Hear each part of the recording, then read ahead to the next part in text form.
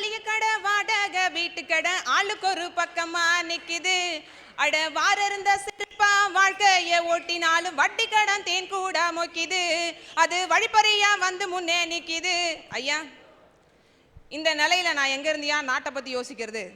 இத்தோட இல்லாம கடங்காரன், பால்காரன், மளிகைக்காரன், புளிக்காரன், சோப்புக்காரன், உப்புக்காரன், காய்கறிக்காரன், என் புருஷா மாதிரி குடிகாரன், பணக்காரன், பண்ணக்காரன், கூலிக்காரன், கந்துவட்டிக்காரன், வட்டிக்கடைக்காரன், தண்டல்காரன், சுண்டல்காரன், இத்தனை கடங்காரன் என் வீட்டு வாசம் முன்னாடி வந்திருக்க.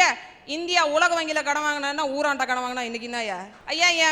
என் கணவர் மீது எனக்கு மிகப்பெரிய ஒரு பக்தி இருக்கு. நீங்க சொன்னீங்கல்ல பதிபக்தி, அந்த ஒரு பக்தி எனக்கு ரொம்ப அதிகமாவே இருக்கு. ஏன்னு வச்சுக்கோங்க, எனக்கு என் வீட்டுக்காருக்கும் அடிக்கடி சண்டை வரும். நான் அவர் அடிக்க என்கிட்ட அவர் அடிவாங்க, நான் அவர் அடிக்க என்கிட்ட அவர் அடிவாங்க, நான் அவர் அடிக்க என்கிட்ட அவர் அடிவாங்க. இப்படி போயிட்டு இருக்குயா. சண்டை ஒரு வழியா முடிவுக்கு வரும். எப்பன்னு கேட்டுங்களேன், அவர் உடம்புல இருந்து ரத்தம் வர வரைக்கும். எப்பா சரளமா பேசுறீன்னு பார்த்தேன், நீ கோவை சரளா மாதிரி வடிவேல போட்டு மிதிக்கிற மாதிரி இப்பதான் தெரிஞ்சுக்கிட்டேன். இப்படி ஒரு சந்தோஷமான வாழ்க்கையை நாங்க வாழ்ந்துட்டு இருக்கோம். இல்ல நான் எங்க இந்தியா நாட்டை பத்தி பேசுறது? இன்னைக்கு குடும்ப பிரச்சனை எடுத்துக்கிட்டீங்கன்னு வச்சுக்கோங்க, காலையிலேருந்து சாயந்தரம் வரைக்கும் படாத பாடுபடுறோம். நான் ஒரு முக்கியமான தகவலை சொல்ல விரும்புகிறேன். நான் ஒரு மீனவ பொண்ணு. காலையில் எந்திரிச்சு என் கணவருக்கு கஞ்சி டிப்பன் எடுத்து கையில் கொடுத்து கடற்கரைக்கு அனுப்பி வச்சுட்டு, கடல் மேலே இருந்து வர்றவர் எப்போ வருவார்னு காத்திருந்து அவருக்கு சாப்பாடு கொண்டு போய் கொடுத்துவிட்டு, வலை வந்த உடனே வந்த மீனை விலை வச்சு அந்த பணத்தை மதிய சோறாக்கி திரும்ப நான் கடற்கரைக்கு கொண்டு போய் அவருக்கு சாப்பாடு கொடுத்துட்டு வந்த மீனை கொண்டு வந்து திரும்ப விலை வச்சு அந்த காசை எடுத்துகிட்டு போய் புள்ள குட்டிகளை எல்லாத்துக்கும் சரி பண்ணி விட்டு பள்ளிக்கூடம் அனுப்பி வீட்டு வேலை செஞ்சு சாப்பாடு மறுபடியும் நைட்டுக்கு சமைச்சு முடிச்சுட்டு நான் படுத்து தூங்குறதுல நான் படாத பாடு நாய் படுற பாடு. நான் இந்த நேரத்தில் ஒரு விஷயத்த சொல்லிக்கிறேன். என்னோட சொந்த ஊர் திருமுல்லைவாசல் கிராமம். எங்களுடைய கிராமத்தினுடைய கடற்கரையினுடைய அழகை முதல்ல திரையுலகுக்கு அறிமுகப்படுத்தியது ஒருதலை ராகன்ற படம். அந்த படத்தில் அந்த கடற்கரையை அவ்வளோ அழகாக நீங்கள் காண்பிச்சிங்க. ஆனால் இன்னைக்கு கண்ணீரோட வெள்ளமும் மரண ஓலங்களின் சத்தமும் தான் அங்கே கேட்டுட்டு இருக்குன்றத யாரும் மறந்துடக்கூடாதுன்னு சொல்ல வந்திருக்கையா. என்னோட கணவரை கடலுக்கு அனுப்பி வச்சேன்னு வச்சுக்கோங்களேன், கடல்ல இருந்து கப்பல் வருமா, போட்டு வருமா, இல்லை என் கணவர் திரும்பி வருவாரான்ற ஒரு கேள்வி நிலைக்கு நாங்கள்லாம் தள்ளப்பட்டு இருக்கோம். எங்க சமுதாயத்துல மட்டும்தாயா இளம் விதவைகள் அதிகமா இருக்காங்க. காரணம், கடலுக்கு போனவர் காணாமலே போயிடுறாரு. ஏன் இதை நான் சொல்ல வரேன்னு வச்சுக்கோங்க, எங்களுடைய திருமுல்லைவாசல் கிராமத்துல சமீபத்துல 6 பேர் கடலுக்கு போனவங்க இதுவரைக்கும் திரும்பி வரலையா. 6 குடும்பமே இன்னைக்கு நடுத்தூர்ல நின்றுட்டு இருக்கு. இந்த மாதிரி நிலையில நாங்க எங்க குடும்பத்தையே பார்க்க முடியலையா. நான் எங்க இருந்து நாட்டை பத்தி யோசிப்பேன். தேசிய சின்னத்தை மார்பிள குத்தி வச்சு நெஞ்சு நிமித்தி நிற்கிற இந்தியன்கள்ல நானும் வருவேன். ஆனா சிலோன்கார அடிச்சு அனுப்புறானே முதுகுல எங்களோட தேசிய சின்னம் மாதிரி அடிக்கோடுகளை, அதை எங்களால எந்த ஜென்மத்திலையா மாத்த முடியும்? கடல்ல என்ன கோடாயா போட்டு வச்சிருக்கான், இதுக்கு இந்தாண்ட நீ போ, இதுக்கு இந்தாண்ட நீ போக வேண்டான்னு. கரையை தாண்டின உடனே பட்டுன்னு சுட்டுறான். சுட்ட சடலத்தை கூட எங்கள்ட சேர்க்க முடியாம கடல்ல தூக்கி வீசி எறிஞ்சிடறான். அவன் கொடுக்குற தண்டனை எல்லாம் நீங்க கேள்விப்பட்டிருப்பீங்களா? உடம்புல ஒட்டு துணி கூட இல்லாம ஐஸ் கட்டியை கையில வச்சுக்கிட்டு நிக்கணும், தலைக்கு மேல தூக்கி வச்சுக்கிட்டு நிக்கணும். அடுத்து என்ன அப்படின்னாக்கா, நான் அதிகாலை 4 மணிக்கு கடல்ல இறங்கி நீந்த சொல்லிடுவாங்களாம்.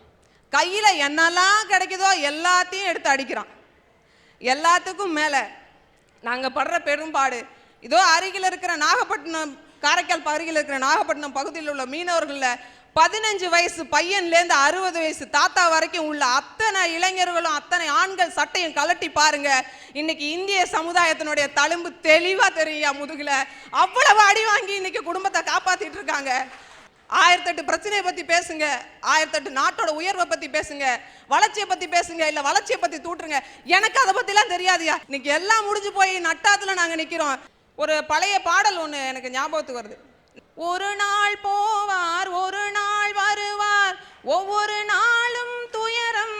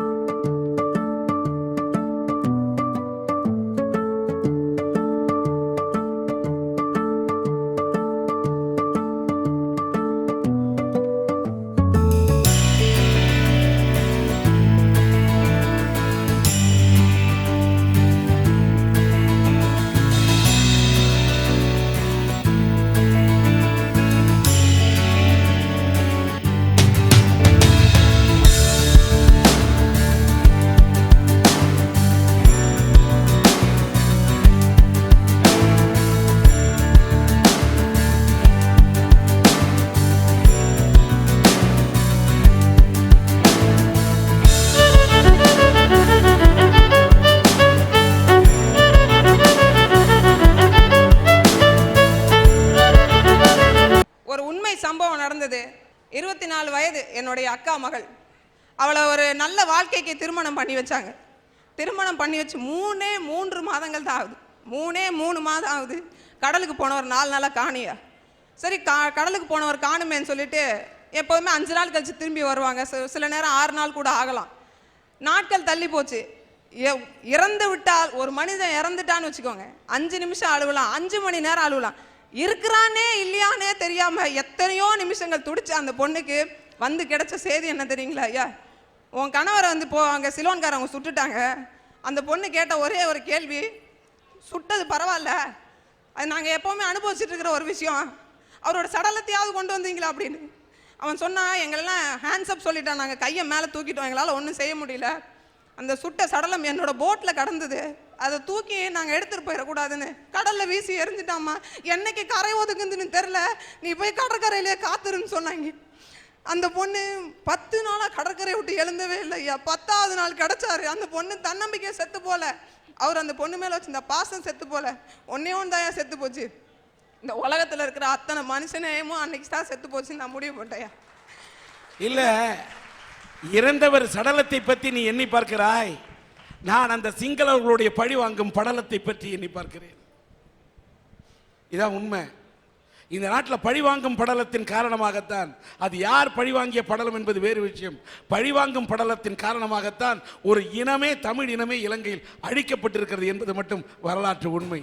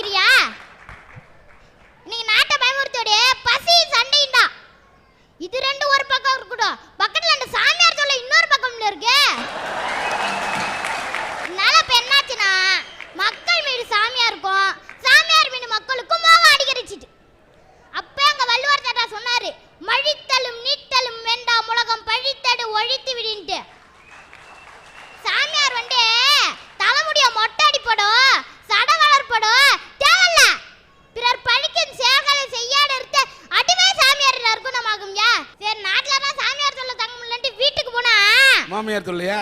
இல்ல, சூடத்தை கொளுத்தி வச்சு கையில உப்பு மலா மண்ண வச்சு துப்பு துப்பு சொல்றாங்க எங்க அம்மா. இதெல்லாம் ஒரு பெரிய கொடுமை. என்ன தெரியுமா? அட கொண்டு போய் பக்கத்து வீட்ல போட 1 மாசத்துக்கு வீட்டை காலி பண்ணிட்டு போட்டான். யான்னு கேட்டா பில்லி சுனி வச்சிருக்காங்களா. ஆளுங்க நினைச்சு நான் பர்தாவட்டானே பட போறியோ.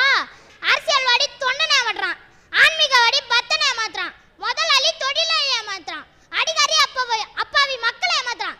இப்படி ஒருவர் ஏற்றி பிறக்கிற இந்த காலத்துல நாங்களே ஏமாத்துறையா. அண்ணா தாயா சொல்ற, நாடு ஒரு போக்க பார்த்தா அட பாவேன்னு பரிதாபப்படுற. சரி, இதெல்லாம் இருக்கட்டும்.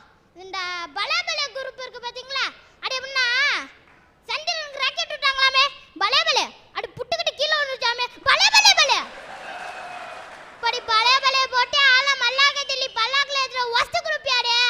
அதான் இந்த 3ஆர் குரூப் இருக்கு பாத்தீங்களா, அட இந்த வீட்டு பிரச்சனை குரூப். அட எப்படின்னா சந்திரனுக்கு ராக்கெட் விட்டாங்களாமே, எப்ப அடி புட்டுக்கிட்டு கீழே விழுந்துச்சாமே, எப்பன்னு தெரியலையே. இப்படி தலைக்கு மேல நடக்கிறதே சரியா தெரிஞ்சுக்காத வேஸ்ட் குரூப் யாரு? எங்க குரூப் இருக்கு பாத்தீங்களா, சந்திரனுக்கு ராக்கெட் விட்டாங்களாமே. வெரி குட், நெக்ஸ்ட் டைம் செவ்வாய் கிரகத்துக்கு ட்ரை பண்ணுங்க. அடி புட்டுக்கிட்டு கீழே விழுந்துச்சாமே, யோ பாவம், ஓகே இன்னொரு தடவை ட்ரை பண்ணுங்க அப்படின்னு என்கரேஜ் பண்ற பெஸ்ட் குரூப் யாரு? எங்க குரூப். நான் யாரையும் குற்றம் சொல்ல விரும்பல, குற்றத்தை சுட்டி காட்டுறேன். ஏன்னா நானும் இந்த நாட்டோட குடிமகன் தான். இவர் பேர் பாலசுப்ரமணியன், வேதாரண்யம் அருகாமையில் இருக்கக்கூடிய செம்போடை கிராமத்தைச் சேர்ந்தவர். இவருடைய தந்தையார் பெருமாள் ஒரு கூலி வேலை செய்யக்கூடியவர். இவருக்கு இளம் வயதிலேயே போலியோ வந்து தாக்கிய காரணத்தால் இவருடைய இடது கால் பாதிக்கப்பட்டு நடக்க முடியாத ஊனமாகிவிட்டார். 10வது படிச்சுட்டு இந்த கம்ப்யூட்டரில் எழுத்துலாம் அடிப்பாங்களா, அதான் டிடிபி அடிக்குவதற்கு படித்திருக்கின்றார். உழைத்துத்தான் சம்பாதிக்க வேண்டும் என்று நினைக்கின்ற காரணத்தால் டிடிபி படித்திருக்கின்றார். படித்திருக்கின்றார், எழுத்துக்களை அடித்திருக்கின்றார், வாழ்க்கையிலே நான் உழைத்து தான் சம்பாதிப்பேன் என்று அடம் பிடித்திருக்கின்றார். அதனால் ஒரு கம்ப்யூட்டர் இருந்தால் நான் பிழைத்துக் கொள்வேன் என்று சொன்ன காரணத்தால், உழைத்து சம்பாதிப்பேன் என்று சொன்ன காரணத்தால் சன் டிவியினுடைய அரட்டை அரங்கமும் SRM பல்கலைக்கழகமும் இணைந்து இவருக்கு இவருடைய வேண்டுகோளை ஏற்று இந்த கம்ப்யூட்டர் கருவியை சன் டிவியின் அரட்டை அரங்கத்தில் வழங்கப்படுகிறது.